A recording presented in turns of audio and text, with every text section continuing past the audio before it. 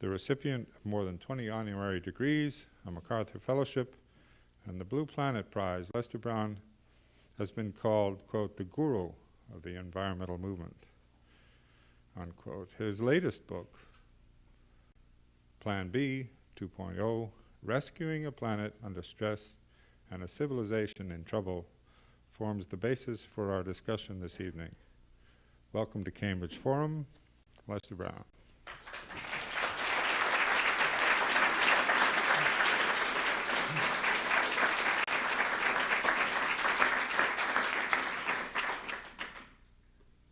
Thank you, Tim. Thank you, Pat, for the invitation. Thank you all for coming. I had thought I was going to have 50 minutes to talk, and instead it was 15. I'm going to talk for 15 or so we have time for questions in the first half hour, if we can make that. But it's all going to be edited in any event.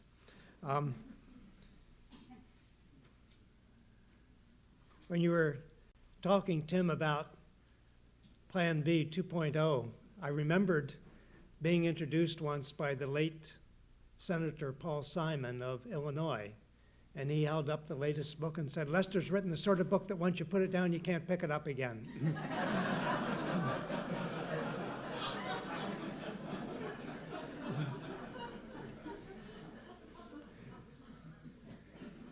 I have a friend in Washington who is an amateur masseuse, and she was telling me once that she could put a person to sleep in 15 minutes. I said, well, I don't in any way want to demean your skills, but in 15 minutes, I can put a room full of people to sleep. The mayor of Trondheim, Norway, was giving an after-dinner talk one night, and he was going on and on as politicians are wont to do sometimes. And finally, even he realized he'd been talking for a pretty long time, and he went to look at his watch, and he didn't have a watch, and he turned to the front row and said, anyone have a watch? And a voice in the back said, what you need is a calendar. So get out your calendars and relax. Those of us who've been working on environmental issues for a long time, like Tim Weiskell, Tony Cortese, many others here, have been saying for environmental reasons that we need to restructure the global economy. We look at the trends: shrinking forests, expanding deserts, collapsing fisheries, falling water tables, rising temperatures, ice melting, rising seas, disappearing species. You can go down the list. I think it's clear, especially if you read Jared Diamond's book, Collapse, and you look at earlier civilizations. Those civilizations moved on to an economic path that was environmentally unsustainable. Some of them were able to make the adjustments. They saw the problems. Others either did not understand the problems that they had created, or they were unable to respond quickly enough. We study their archaeological sites today. We're in precisely the same situation. We are clearly on an economic path that is environmentally unsustainable. And the question is whether we can make the needed course corrections in time or not. Time is certainly becoming one of the scarcest of resources. For those of us, and particularly those of us who are economists and have not been convinced of the environmental arguments, I think what's happening in China now may convince economists and many others who've not been convinced up until now that we need to restructure the global economy if we're going to sustain economic progress. Ever since I can remember, we've been saying that the United States, with 5% of the world's people, consumes a third or 40% of the Earth's resources. That was true. It is no longer true. China has now overtaken the United States in the consumption of most basic resources. Grain and meat, in the energy sector, oil and coal, the industrial sector, steel. Of those 5 basic commodities, China now consumes more than the United States of all except oil. Meat consumption in China, nearly double that in the US. Steel consumption more than double that in the US. The fact that China has now overtaken us in total consumption of most of the basic resources gives us license to ask the next question, which is, what happens if China catches up to us in consumption per person? If we assume the Chinese economy slows somewhat from the 9 to 10% annual growth of the last few years to, say, 8% a year, by 2031, income per person in China will be comparable to that in the United States today. In 2031, China's 1.45 billion people will be consuming the equivalent of 2/3 of the current world grain harvest. Consuming paper at the rate we now do per person, China's paper consumption would be double current world production. There go the world's forests.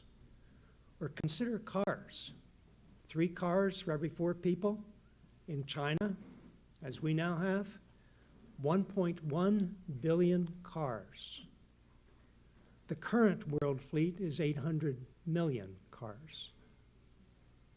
They'd have to pave an area for roads, highways, and parking lots comparable to the area now planted in rice. Oil consumption, 99 million barrels of oil a day. Current world production is 84 million barrels a day, and will probably never go much beyond that. What China is teaching us is that the Western economic model, the fossil fuel-based, automobile-centered throwaway economy, is not going to work for China. If it doesn't work for China, it will not work for India, which by 2031 will have an even larger population than China. Nor will it work for the other 3 billion people in the developing countries who are also dreaming the American dream. And perhaps most importantly, in an increasingly integrated global economy, where we all depend on the same oil, grain, and steel, it won't work for us either. This is what we're learning from China. We have to restructure the global economy if we want to sustain economic progress. We have to shift to an economy that's powered largely by renewable sources of energy, that has a much more diversified transport system, and that is a comprehensive reuse, recycle economy. Everything is continuously recycled. We can do it. We have the technologies. We see glimpses of the new economy now beginning to emerge here and there around the world. We see it in the wind farms of Western Europe, the solar rooftops of Japan, the growing fleet of gas-electric hybrid cars in the United States, in the reforested mountains of South Korea, in the bicycle-friendly streets of Amsterdam. It's now beginning to emerge. We can see it. But it has to move much, much faster if we're not to get into serious trouble. The question is, as I reflected on Jared Diamond's writing in Collapse, and I've wondered what the environmental and economic indicators were that those earlier civilizations should have been paying attention to, but did not. And as I've thought about this, I mean, one can spin out any number of scenarios, but if I were to pick one economic indicator that could signal serious trouble in the future, it would be the price of oil. And the reason for that is that oil is the lifeblood of modern economies. The whole world is now dependent on oil in so many ways. And we're looking at a rising price of a depletable resource that is being rapidly depleted. The pumping of oil for the last 20 years or so now has exceeded new discoveries, so the reserves are shrinking. We've always been concerned about the effect of rising oil prices on food production costs, because food production throughout the world now is so oil intensive. But perhaps more importantly is the effect of rising oil prices on the demand for agricultural commodities.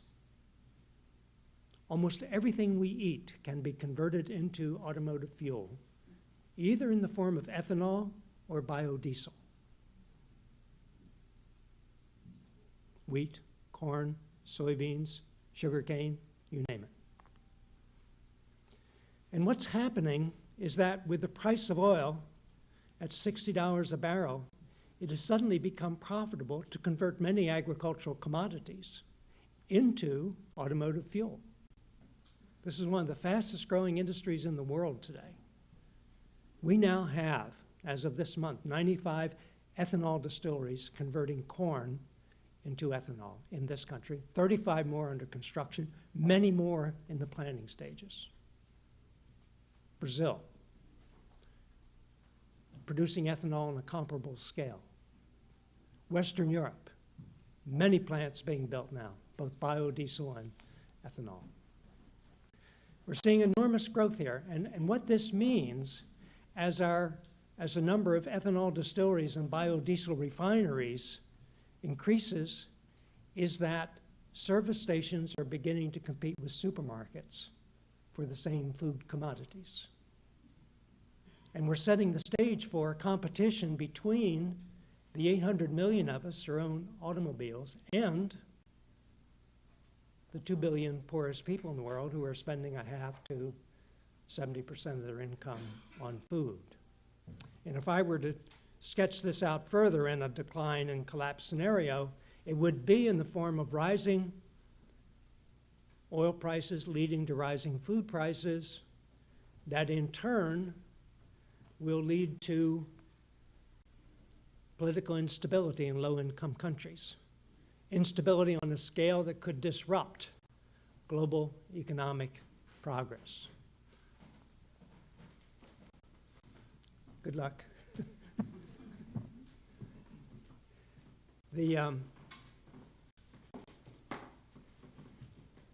This disruption of economic progress could destabilize or could begin to affect not just the price of food. If the world price of grain doubles, we may complain about food prices, but for us in this gathering, it's not likely to be life-threatening, but for many people in the world, it will be.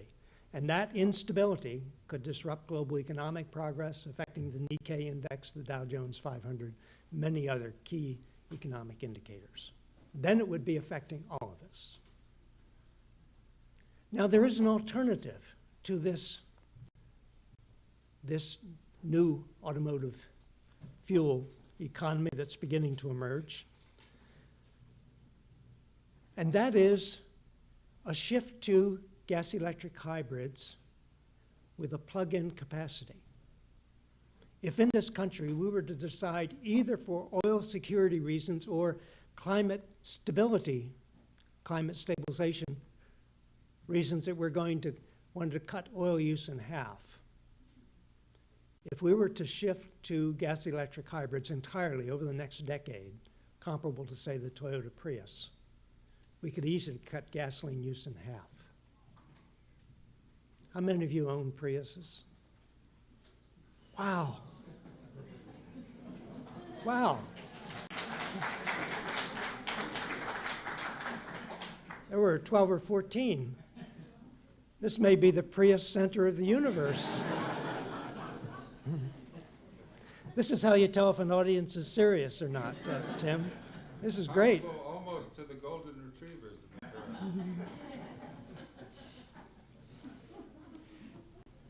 Not only do gas-electric hybrids dramatically reduce fuel use, But they offer another option because with a gas-electric hybrid, like a Prius, if you add a second storage battery and a plug-in capacity, so you can plug it in at night when you're at home, recharge the batteries, then we can do our short-distance driving almost entirely with electricity.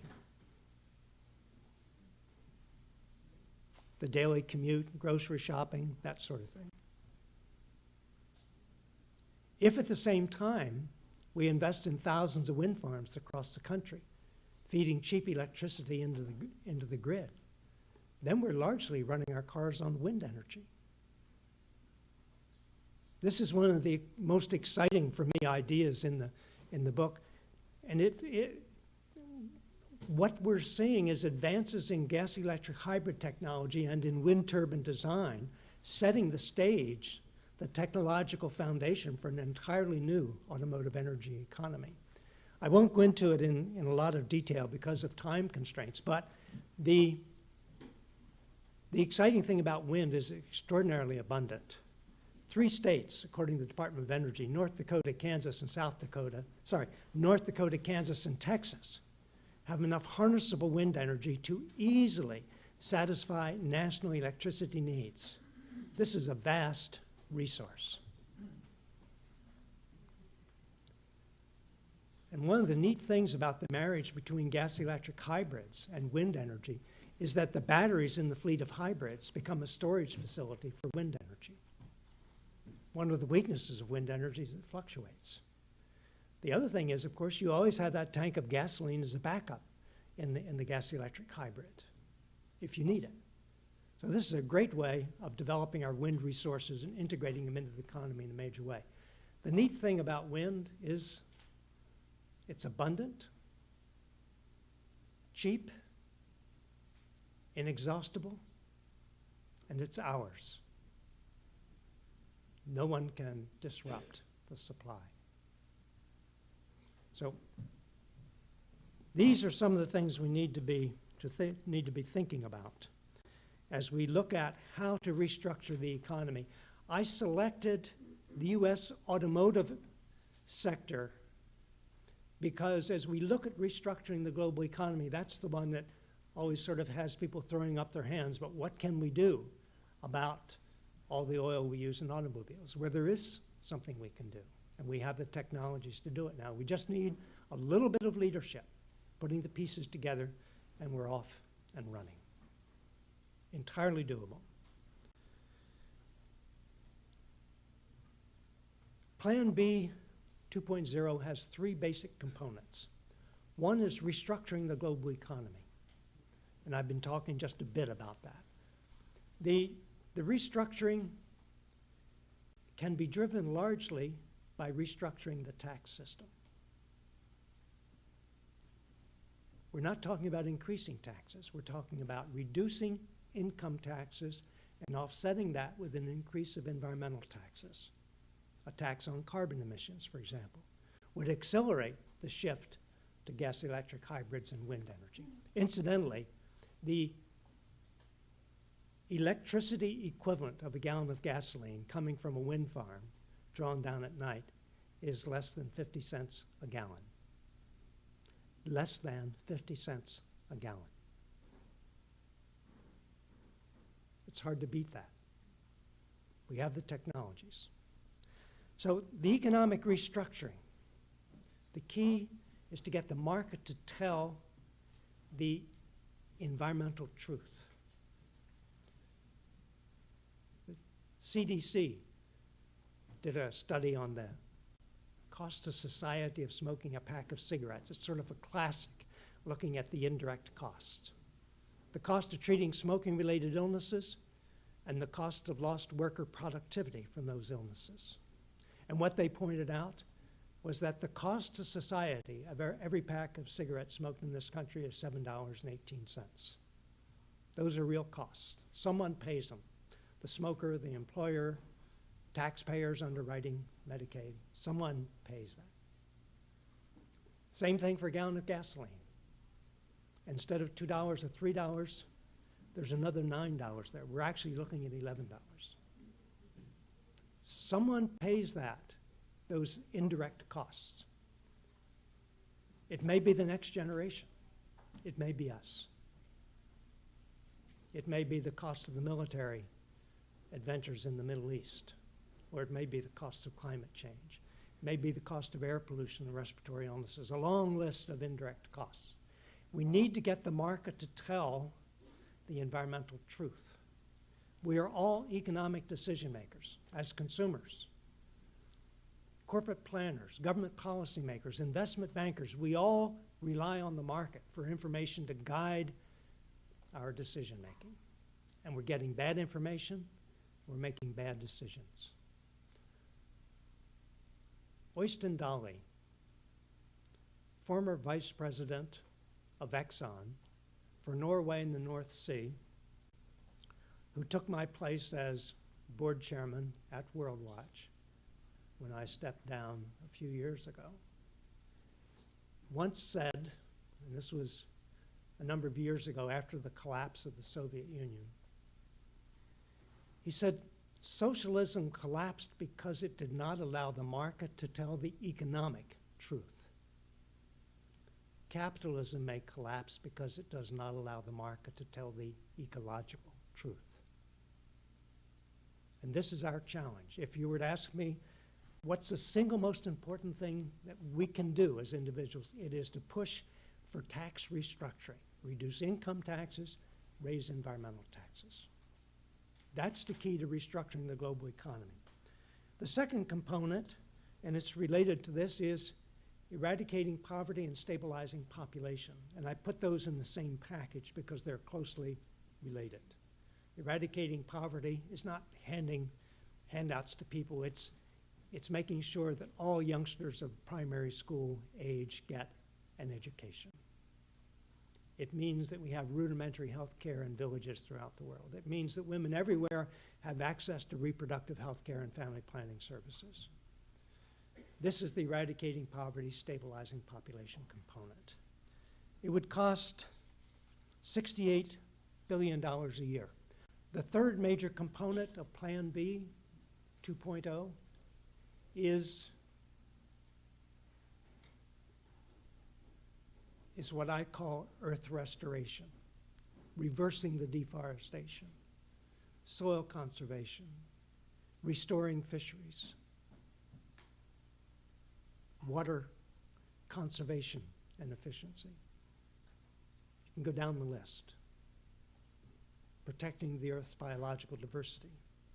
That comes in at $93 billion a year. Adding those two together, remember the economic restructuring doesn't have a fiscal entry. That's just restructuring the tax system. But the last two, 68 and 93 billion come to, and 91 billion come to 93 billion come to a total of $161 billion of additional expenditures per year. That's a lot. Indeed, it's a third of our defense budget. It's a third of our defense budget. I've been thinking one of these days of writing an article on the almost total failure to mesh fiscal priorities with the threats to our security. We have managed to define the threats to our security so narrowly in terms of terrorism. But on my list of the top 10 threats to our future, terrorism doesn't even make the top 5. Climate change, population growth, deforestation, the loss of biological diversity, spreading water shortages. These are the big threats to our future. Apart from that, this huge military budget we have is not designed to deal with terrorism. I mean, these huge expenditures on highly sophisticated new weapon systems are Cold War relics. That's not the way you deal with terrorism. And the fact that we're in all the difficulty we are in Iraq is a reflection of this mismatch between the approach we're taking. The key to terrorism is dealing with the social issues that lead to terrorism. And we're not doing it.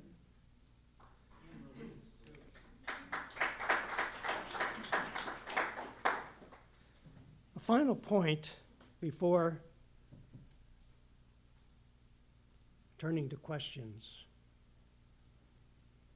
is the question of time. I mentioned earlier that time is becoming our scarcest resource. Nature is setting deadlines, but we don't know where those deadlines are. We don't know where those key thresholds are. We don't even know how much time we have left to reverse global warming, for example. We know that the scientific community is becoming concerned, very concerned, because what they're seeing, what we're seeing, you don't have to be a meteorologist to see it. But we know the Arctic sea ice is shrinking. In the summertime now, the area of the Arctic Sea covered by ice is over 20% less than it was, say, 3 decades ago. Why is this important? When incoming sunlight hits snow and ice, 80% is reflected back into space, 20% is absorbed as heat. But when the incoming sunlight hits open water, which is much darker, only 20% is reflected back into space, 80% is absorbed as heat. What we have in the Arctic is what modelers call a positive feedback loop. That is a trend that once underway tends to feed on itself. Now, if all the ice in the Arctic Sea melts, and it's continental in size, but if it all melts, it will not affect sea level. That ice is already in the water. But what it will affect is the Greenland ice sheet, which in places is 1.5 miles thick.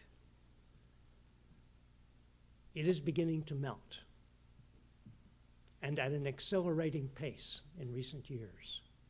If it were all to melt, and we're talking probably about a few centuries here,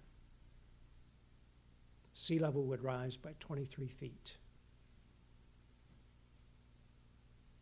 Many of the world's coastal cities would be underwater. The rice-growing river deltas and floodplains of Asia would be largely underwater.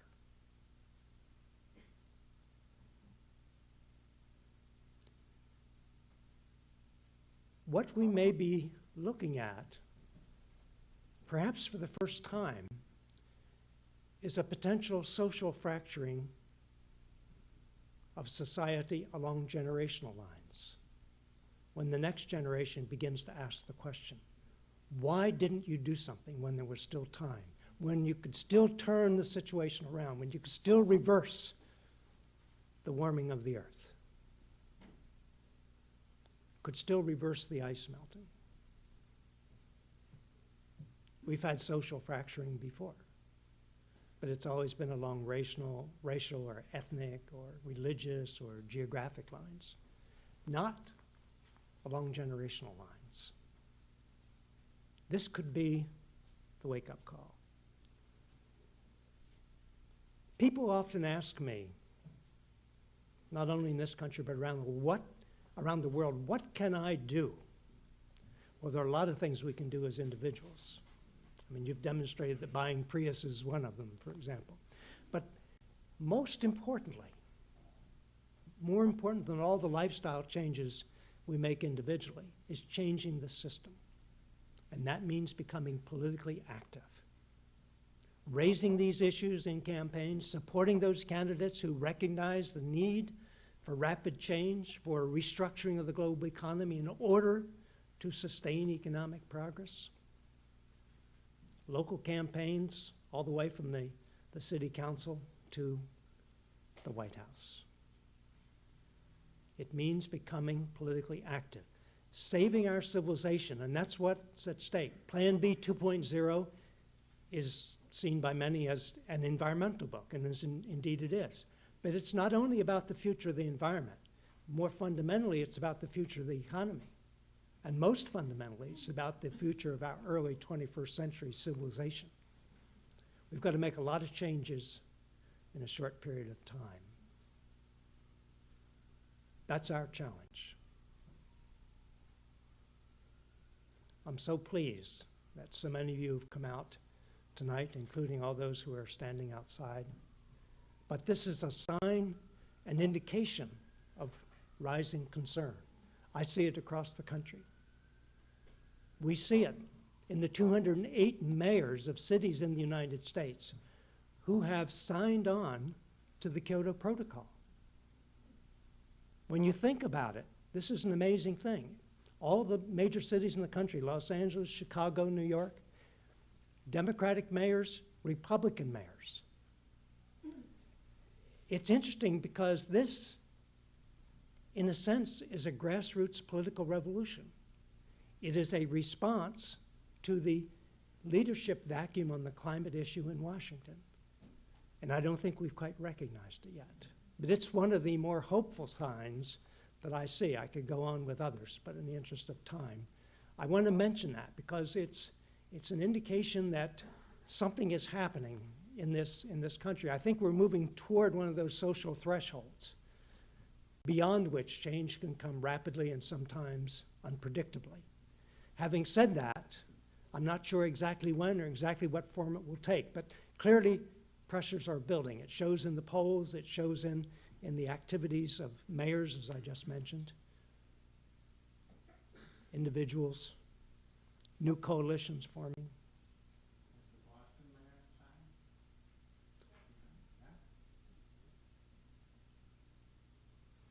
Boston is?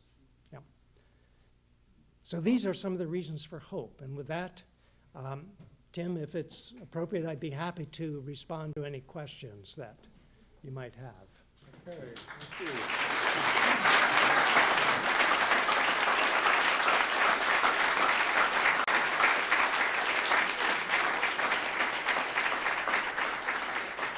You are joining us at the Cambridge Forum, listening to Lester Brown discussing Plan B 2.0. I'll start with a question, while others who have questions can sign up in line at the central microphone, as it were. To start off, I'm curious about this question of time that you ended with, in a way, but also about what might be called the question of the cultural map under stress. Anthropologists sometimes point out that belief systems are very important because beliefs control what you do when you don't know what you're doing. They're the kind of default mode. And one of the problems with that is that it's hard to read the writing on the wall when your back is up against it. You've had a whole lot of experience in reading the handwriting on the wall, but that's because you have foresight. Whereas people who feel themselves pressed against the wall will often not even read the signs that are available, but resort to some sort of cultural habit. Have you got any clues about how we can transcend, as it were, the boxes that we're in culturally in that respect? I spend a lot of my shaving time each morning thinking about social change and how we can accelerate the changes needed now to get the world back on a sustainable course. And what I've concluded is that we're not very good at anticipating major social changes. I mean, for example, in 1989, November, I think it was 1989, the Berlin Wall came down. And it was followed by a political revolution in Eastern Europe, an essentially bloodless political revolution. You can read the political science journals of the 1980s and you can't find a single article saying, watch Eastern Europe, big change coming. But suddenly one morning people woke up in Eastern Europe and realized that the great socialist experiment was over. The one-party political system, the centrally planned economy, it was finished. Even the people in power knew it was over, so they didn't try to suppress the dissent anymore, and we had change. Let me give you one other example. If we'd been meeting here 10 years ago, and I had said to you that I think the tobacco industry is going to cave, and that they are going to agree to compensate state governments for past costs of Medicaid costs of treating smoking-related illnesses to the tune of $251 billion. That's almost $1,000 for every person in the United States. If I had said that here 10 years ago, you'd have asked Pat, who invited me tonight, where did you find this guy? Because it was so far beyond anything we could have imagined then. But it happened. I remember getting on the plane one night going to Europe and had the Washington Post with me. It would have been January 1998, going to Europe to launch State of the World reports. Front page, lower left-hand corner, 3-column story, Tobacco Institute closes doors today. The Tobacco Institute was the most powerful lobby in Washington at the time, sort of like the oil lobby is today. 60 full-time employees, a long list of legal and medical experts on retainer, medical experts who would willingly testify that there was no proof of a link between smoking and health. But they reached the point where everyone knew that was not true anymore. And there was an uncanny similarity with the situation. Remember when the tobacco company executives were called before Congress and grilled? Do you remember the oil company executives last October trying to explain why the price of gasoline had to be $3 a gallon? The only difference was they had learned not to, they didn't swear under oath. But other than that, the scenario was remarkably similar. Things can change, and change very rapidly sometimes. Okay, the floor is now open to questions.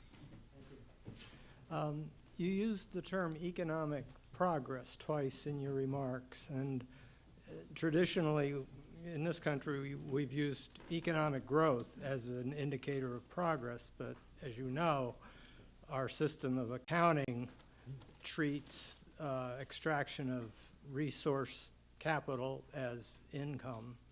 And so if we did our numbers right, it would show that we've actually been getting smaller or degrowing. We haven't been growing as these indicate. But well, and maybe tying in with your last example, you know, yes, this has happened with the tobacco industry in the United States, but I've heard the statistic, I don't know if this is reliable, that an estimated 80 million Chinese will die of tobacco-related illnesses as a result of the aggressive marketing of cigarettes in China. So what is your vision of economic progress in the context of your other remarks? Let me take the China point first because that's relatively easy. Cigarette consumption per person in China has now been declining for roughly a decade. And the government's beginning to become involved now in an important way in discouraging cigarette smoking. I use the term economic progress because you can define it however you want, and I can define it however I want. And it's not something we can, unlike growth, if we talk about growth or no growth, it sort of sets the stage for a disagreement that I think may have been in some ways detracting attention from the key points. It's true our GNP says we have more and more cars, you know, that's the way we define economic growth and therefore, in the minds of many people at least, economic progress. I think more in terms of improving the quality of life and the various indicators we use to measure that, and there are many of them. That's what I think really counts in the end, and that is not necessarily related to rapid resource depletion. We are the first state in the United States to have universal health insurance about to happen, and we could be the first state in the United States to have an offshore wind farm. But the leading Democratic candidate is, Mr. Riley, is passionately opposed to this offshore wind farm. And I'd like to know what you think our political action should be to let the Democrats know that they can't get away with this. It's an interesting issue, and it's become, it's gotten a lot of attention far beyond Massachusetts, as you know, because it sort of pitted some very affluent real estate owners in the coastal region against the public interest in having an abundant supply of cheap electricity. It's a battle that has been fought many times before and will be fought many times again in the future. I've been pleased to see that Senator Kerry, for example, has been strongly supporting the wind farm, as thinking of political leaders within the state of Massachusetts. I think the polls, the public opinion polls, I think support the wind farm. Let me contrast that, the NIMBY problem, with what I call the PIMBY problem. Put it in my backyard. I married into a ranching family on the Wyoming-Colorado border some 45 years ago. And I have relatives and in-laws in that area, and I spend time there.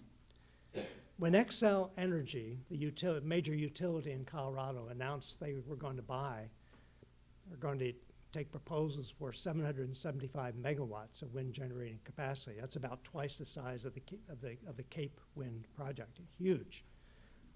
The competition among communities in ranch country for these wind farms is intense, because the community that gets them, and won one of the bids, 30 ranchers will have wind turbines on their land. There'll be more than 200 wind turbines, 200 megawatt wind farm. The amount of electricity generated by one of those turbines is over $100,000 per year. If they only get a 3% royalty, that's $3,000 a year. If they get a 5% royalty, it's $5,000 a year for each of the turbines. Turbine takes a quarter acre of ranch land. You still run cattle on the land. I mean, it doesn't make any difference. It creates jobs in the community, tax revenue to help upgrade the schools, maintain the roads. And the other thing is that money spent on wind-generated electricity tends to stay in the community. And that's another major attraction. So in much of the country, Cape Cod being an exception, but in much of the country, the same is true in Upper New York State. The dairy farmers in Upper New York State are just as pleased as they can be with the wind farms being built there. They're getting even higher royalty rates, $5,000 to $10,000 per year per turbine with no investment at all. So what's happening, in effect, in the Great Plains is that ranchers are learning that they can grow cattle and produce electricity both on the same land with almost no conflict. There are thousands of ranchers that a decade from now, I'm reasonably certain, who will be earning far more from electricity sales than from cattle sales. So it's opening up a whole new opportunity in rural parts of the country. Yes, hi, Lester. My name is John Cohn, and I'm applied theologian in Ephesus, so I was involved with the Earth Charter drafting, involved with Stephen Rockefeller and Mikhail Gorbachev. I also, some 12 years ago, met with Russian environmentalists from St. Petersburg, and we had meetings at the United Nations with Dr. Noel Brown, the former head, you probably know him. So I've had a bit of background and a bit of interest. And of course, we know Rachel Carson's Silent Spring, and then Theo Colburn wrote Our Stolen Future, right, about PCBs and so forth. I'm very deeply disturbed by who's going to lead us out of this maze of ignorance and greed. And I have no status.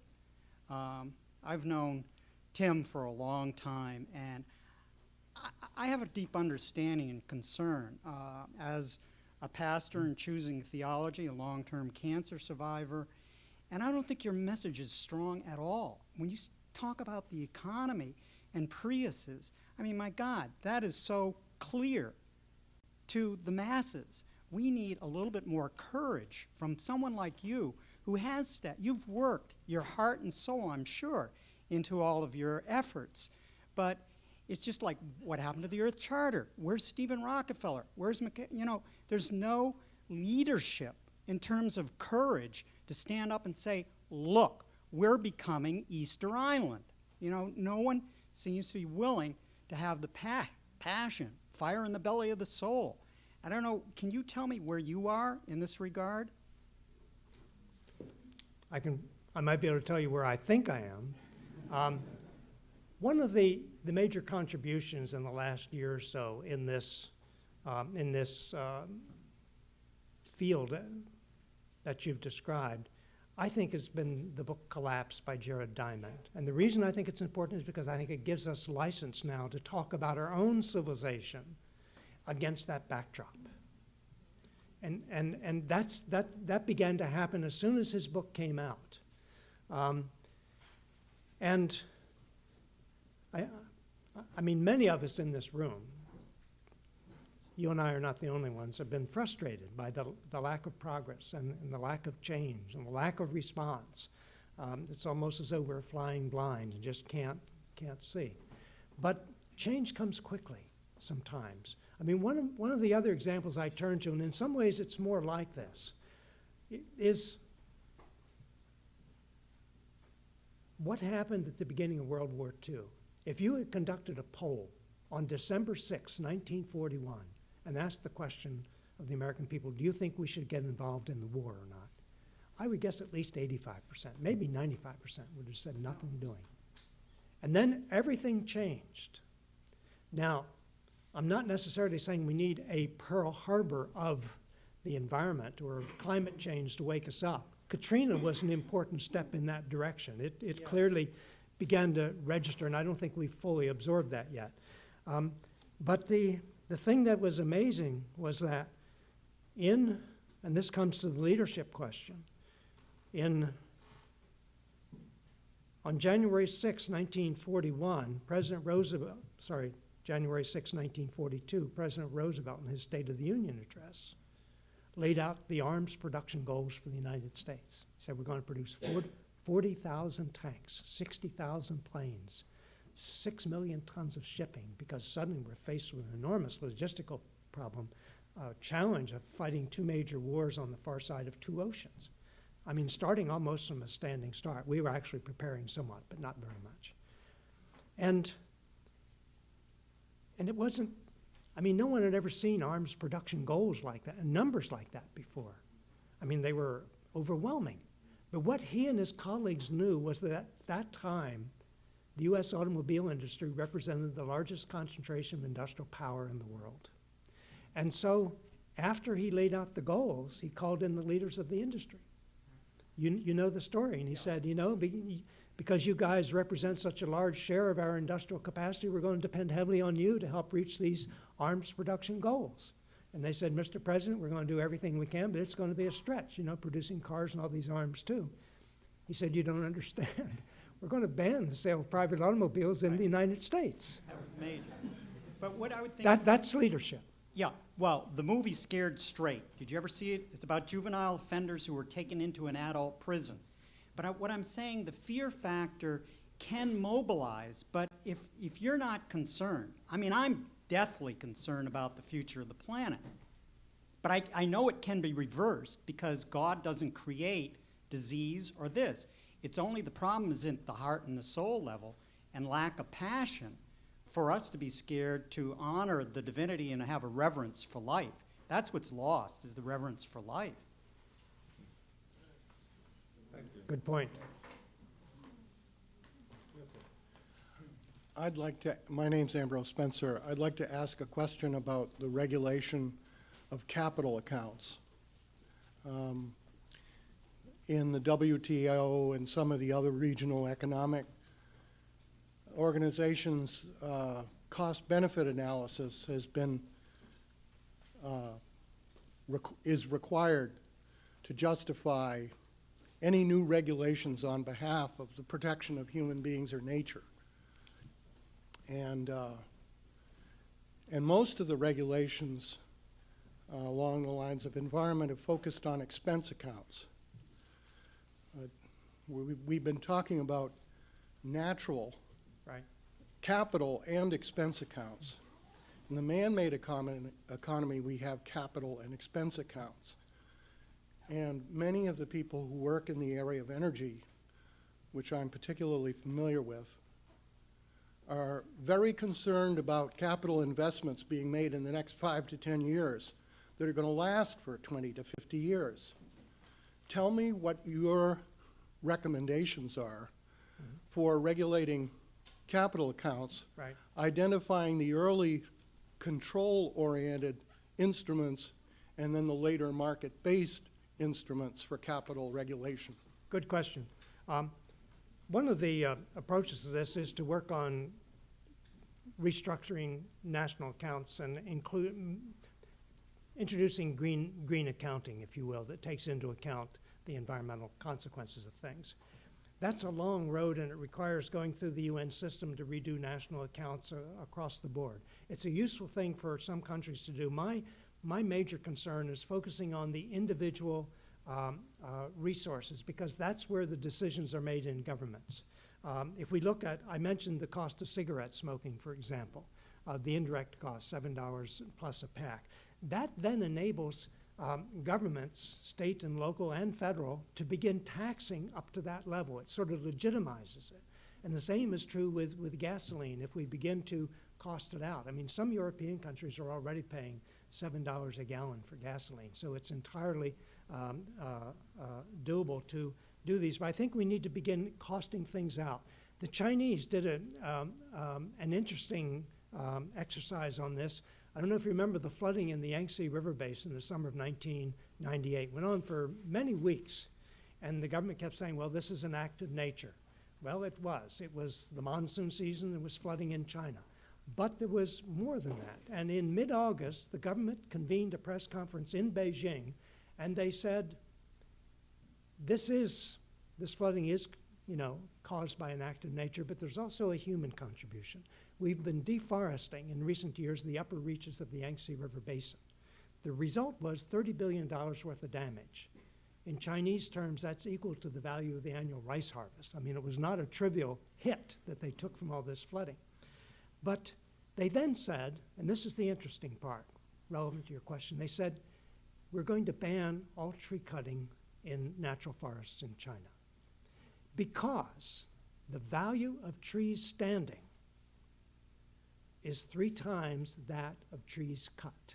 And what they were recognizing was that the flood control services provided by forests were far more valuable than the timber in those forests.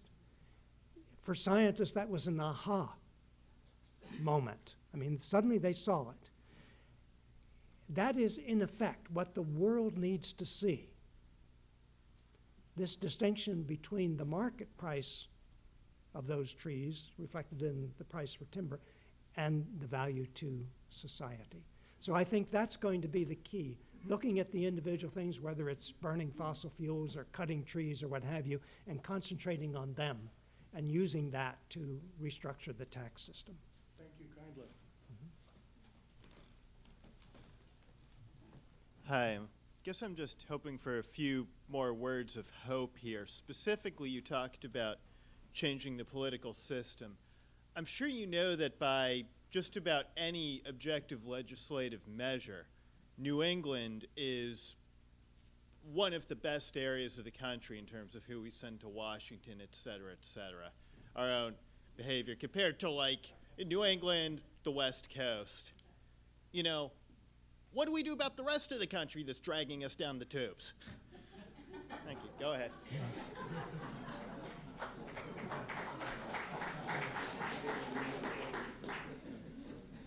You could have said Texas was on the other end of the spectrum. It's a good question. I mean, this is why I think we all have to become politically active. And I give this talk in Texas as well as in Massachusetts. I mean, it affects all of us. Saving our civilization is not a spectator sport. We're all going to have to be involved. We all have a stake in it. And I think we're beginning to see this. I mentioned the mayors just to give a sense of important political players in our system beginning to respond to some of the problems we have. That, I think, is an encouraging development, and is probably only the beginning. Yes, sir. Yes, my name is Bill Green. I work with the Boston Harbor Islands National Park area on renewable energy and sustainable design. And one of our issues at this point is how we bring younger people into learning about particularly the elusive concept of sustainability. And I'd be interested in your comments on how we make this more palpable, more understood, more a reality issue for school kids and youth. I mean, in a way, psychologically, this is like not facing your own mortality. I mean, Right. It's at a social level. Thank Right. you. The one of the reasons I keep coming back to, well, first let me say that when we talk about environmental sustainability, it's not a highly marketable term. It doesn't convey anything very precise. Most of us know what we're talking about when we use the term. And it seems to me we need to be thinking about, I mean, when you talk about the decline of civilizations and look at the earlier civilizations and then us and sort of go back and forth at the parallels between those that declined and collapsed and what's happening in our contemporary civilization, people can understand that. I mean, collapse has been a bestseller. People understood that. And that was a major contribution. And so I guess the question is, how do we convey the concepts? This is in a sense the question you're asking. How do we convey the concept of environmental sustainability in a way that people can relate to? And I think using the term environmental sustainability again and again as we do doesn't really do that. I think we've got to talk about the potential decline of civilization if we don't make shifts. People can understand that. And then we can back up and look to the sort of things we need to do to get on, to move from the current path we're on onto a path that will sustain economic progress. Yes, sir. You've talked quite a bit already about the need for political reform, but I still want to come back to that because it seems to me the task is more daunting than you have described it. It seems to me that by nature, most political office holders have a very short horizon. They're thinking about the next election 1 or 2 or 3 years into the future. And so it's very hard to get them, I think by nature, to concentrate on something that's long-term. We've seen that in this administration, which terribly fumbled the ball in relation, say, to Social Security reform. They've hardly addressed Medicaid. I'm not saying these are as important as the environmental issues you've raised, but they demonstrate how there's no strong push until there's a real crisis at hand. Secondly, you talked about, and I just think that's inherent in politics on the part of most political office holders. I'm sure there are a few exceptions. The other point you mentioned was the need for a fundamental restructuring of the income tax laws, and the history of doing that is very negative. Even minor reforms don't go through. I don't think there's been any major income tax reform for decades. So this is a huge undertaking that you're talking about. So what are the prospects for success with these negative factors? Two good questions. On the first, we are handicapped, as you point out, by short-term time horizons in trying to deal with long-term problems. Population growth, spreading water shortages, the loss of biological diversity, rising CO2 levels. These are all very gradual sorts of things. And it's it's not only the political time horizon, but in the corporate world, in some ways, it's even shorter. I mean, it's the next quarterly earnings report is sort of the key time horizon focus there. I mean, there's obviously long-term corporate planning as well. But a lot of the focus is on the very short term and doing things to bolster the short-term earnings outlook. It's possible this is an inherent weakness in the system. I mean, it is an inherent weakness in the system, and the question is whether or not it could be a fatal weakness in the system. We have to hope it's not. And if enough of us become concerned about this and active, things will change. It has happened before. I mean, if we look at the changes with race relations, for example, after World War II. Remember, in World War II was total segregation in the U.S. Armed Forces. Total. That's all changed. And some of that change came fairly quickly.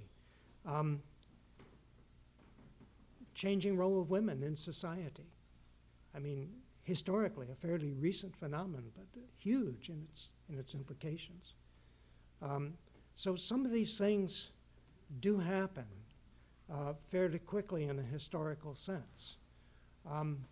The environmental movement is another one of these phenomena. It is historically fairly recent, but it's also true that we don't have very much time. So the key is to try to overcome this basic shortcoming of the system that is these very short time horizons of 2 or 4 years of from election to election or from one quarter to the next in corporate earnings reports. 3 points of hope, and maybe that's a woman's point of view too. One is, if you look at life cycle costing and the real value of something, like they do in Europe, they charge people, you have to return the item or pay for the end of use, not just what it costs right now. Mm-hmm. It's happening in Europe. Mm-hmm. It's something we could do. Mm-hmm. It might be quicker than changing the tax code. Mm-hmm. Second thing, if you'd asked us how many people walked or bicycled or took public transportation here, how many? How many?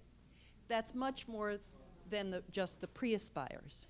And the third point of hope, I wanted to let you know, in case you didn't know, the Mass Energy Consumers Alliance is inviting people for the less than the cost of a Prius. If we get 30 investors together, putting in about 20,000, that'll be seed money to buy wind turbines. And there's an expected return on investment of 8 to 12%. So they are, and I am, looking for people who want to put some of their retirement income, not maybe in a Prius, but in something that will really have a big effect, and that's to put them to build wind turbines here in New England where they are wanted, not where they're not wanted. So I'll put a piece of paper around. Are you going to share the wind with the people on Cape Cod, or? The wind belongs to all of us. The use of the wind. So I'll pass, put pieces of paper around if people want an email. I didn't bring enough copies for everybody. Okay. So 3 points of hope. Thank you for the 3 points of hope.